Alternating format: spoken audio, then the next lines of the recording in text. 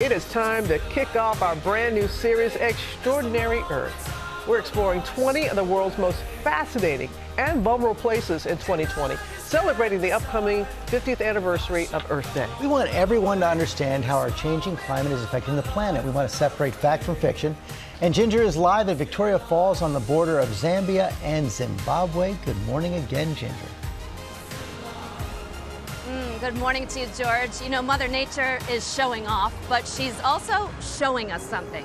Can I give you a look at these waterfalls from our drone? Because it really is spectacular. The world's largest sheet of falling water. You can see all the way down. It stretches more than a mile. The mist that comes out of this powerful water diving into that ravine can be seen for 30 miles around.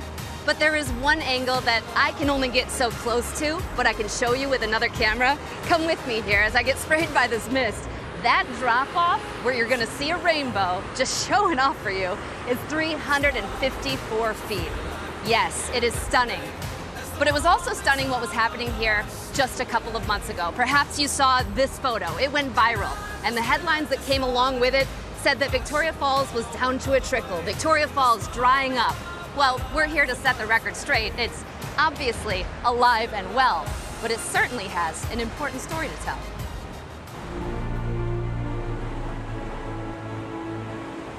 It's one of the 7 natural wonders of our world, Victoria Falls, or as the locals call it, Mosiatunya. It means the smoke that thunders.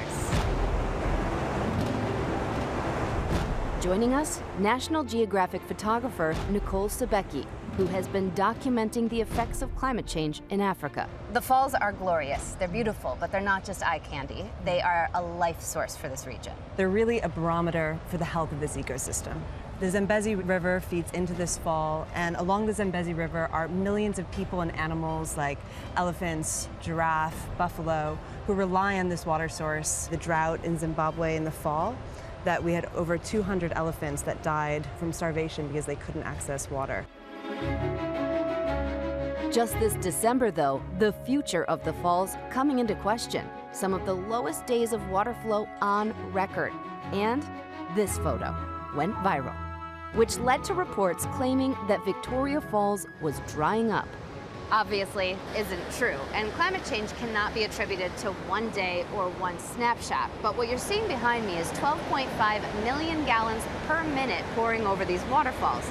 That is still below their long-term average.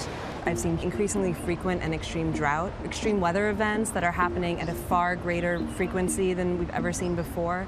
Dr. Caetano Dube has been researching the falls for years. He found that while annual rain totals haven't changed much, the drier, hotter seasons have gotten longer, and the wet seasons have become more intense. We're getting a lot at one time and very little at another time. So the extremes are getting more extreme? Yes, the extremes are getting more extreme, but we are experiencing more extremes more often than we would ordinarily have, and that's problematic. It's a problem to the people, the animals that depend on Zambezi River, and also the economies that are actually dependent on the Zambezi River. A phenomenon that some scientists have called climate whiplash, weather extremes that Sebecki says she has witnessed right through her lens. Tell me about impacts that you've seen. Temperatures on the continent are rising faster than the global average, and that's really transforming people's lives. The falls are so much more than just a beautiful thing to come and look at as a tourist, but actually their most important function is to purify this river and to sustain the millions of people and wildlife that rely on it to survive. Now, you know how passionate I am, Robin, about the atmosphere, but this story really brought in the compassion because it's about people, right, that live here, and I got to meet with some of them.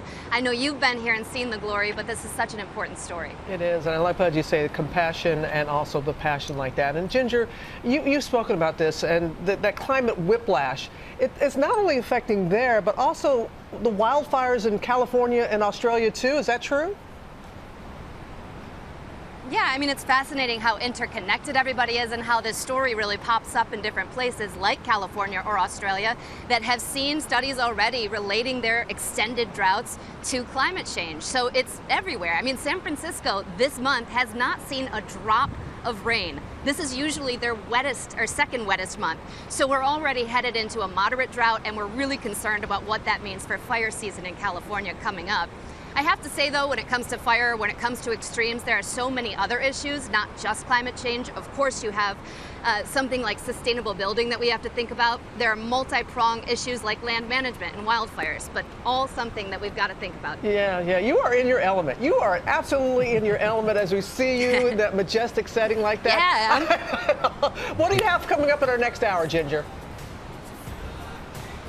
You don't want to miss this because we're about to take you into an adventure. This place has such beauty, but it also has a lot to do, including diving into a pool at the edge of the waterfall. I'm going to be there. You're going to swim with me. Swimming on the edge, coming up right here on GMA. You got to stay with us.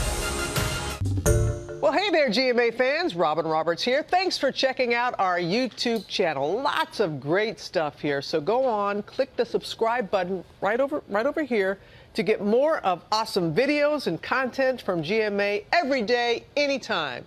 We thank you for watching, and we'll see you in the morning on GMA.